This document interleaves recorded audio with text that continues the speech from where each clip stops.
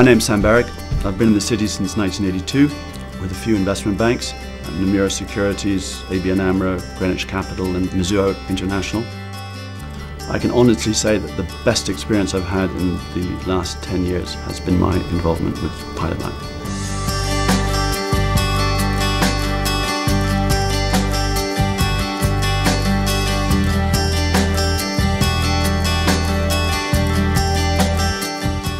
The initial meeting is always very strange.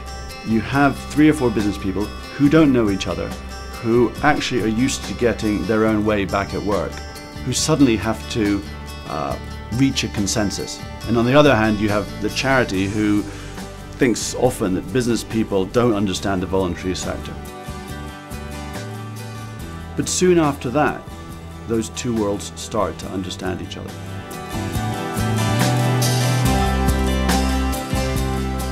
I felt initially frightened going into prison, and even more frightened when a prisoner took up a pair of scissors and laughed at me when I shied away. He was just wanting to cut a bit of thread. Fine Cell work needed help forming a mission statement to allow itself to focus more clearly. It also needed more help in cash flow projections, marketing and logistics. Many of the charities that I've come across tend to be too broad in their outlook. Because they're such good human beings, they want to help everyone. But in business and also in the voluntary world, I think focus is important, and the Pilotlighters with their business experience are good at emphasizing that. They've expanded into new prisons. They doubled between 2004 and 2008. Those prisoners are becoming more numerate, more literate throughout the whole process that Fine Cell work is involved in.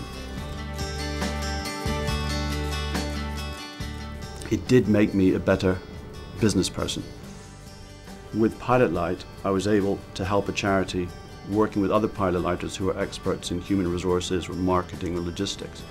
So I went back to my bank having learnt a great deal about overall business. Most importantly, it's just been good fun to meet a variety of different people. It's not that much fun talking to bankers every day if you're a banker, or lawyers if you're a lawyer. And being able to interact with people in different sectors has been fascinating.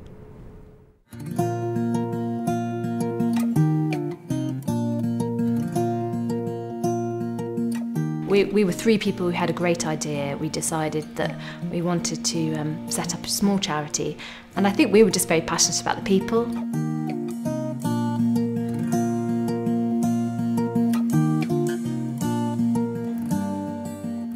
Derek is in his 40s. He has a learning disability on the autistic spectrum and does drama and dance with us on Thursdays. And we saw him become much more decisive, be much more verbal, so I'm actually hearing him use words that before he would be maybe mumbling, which for him it is a big change. He's gone back to his community and people have really noticed the difference. The last thing I ever thought I'd end up having to do was write fundraising applications, have to go and talk to corporate sponsors. You know, it's great to have an idea, but if you're going to take it somewhere to make it a business that's going to last beyond you, I do need some help. So I would say my business skills were pretty poor, if I'm honest.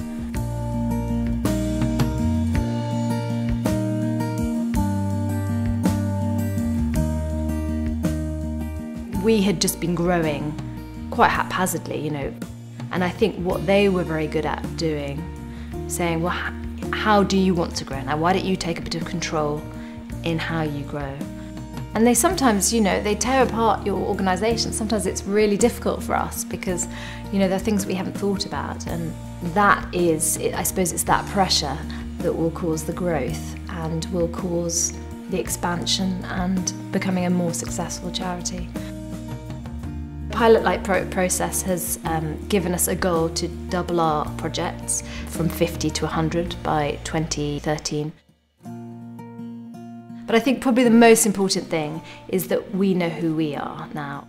Our identity is much clearer about what we do and what we're about.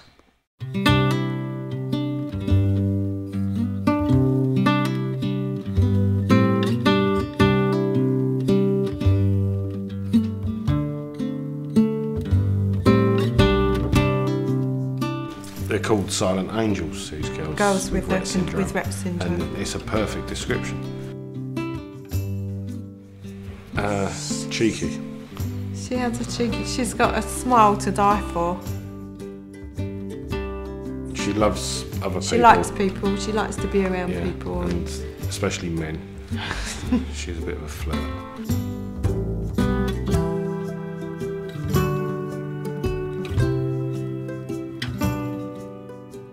It basically affects communication and coordination. So we have no speech. Her mobility has got poorer. She is now unable to sort of stand or walk unassisted. She has no purposeful use of the hands. The only sort of communication she's got is really eye pointing.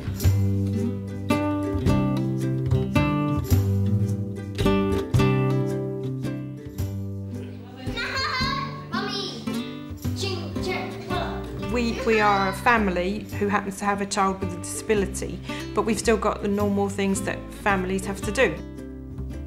Whilst she might be quite happy staying at home and sitting watching one of her films or something, that's not all I want her to do. I want her to be around other people. You know, if we have jobs that we need to do and things like that, it's nice to know that she's surrounded by other people that can interact with her. You want someone to look after them like you're going to look after them.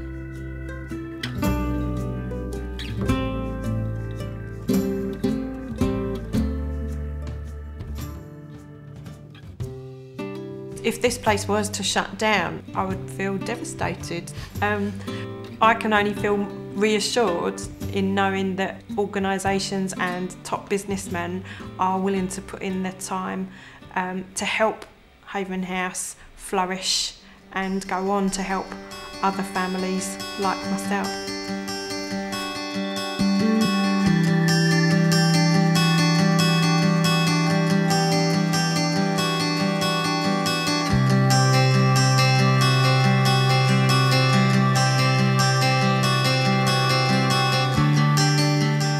I am who I am in a large part because of luck and the environment that I was brought up in.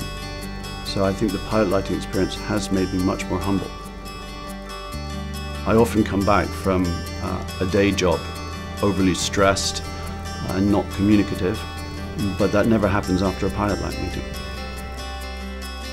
I think it's been pivotal.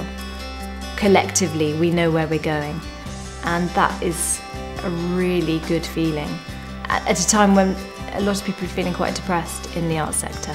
So I'm actually feeling quite positive and excited. There's only good and only positives that can come out of helping a place like this.